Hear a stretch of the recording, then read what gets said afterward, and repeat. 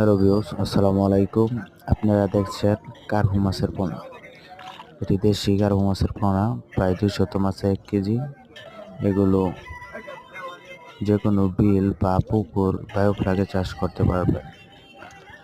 এই মাছগুলো খাবার খায় খৈল, ভুসি ও বাজারের অন্যান্য জাতকারক খাবার। এগুলো তাড়াতাড়ি বড় হয়ে যায়। মাছগুলো ক্রয় করতে যোগাযোগ করুন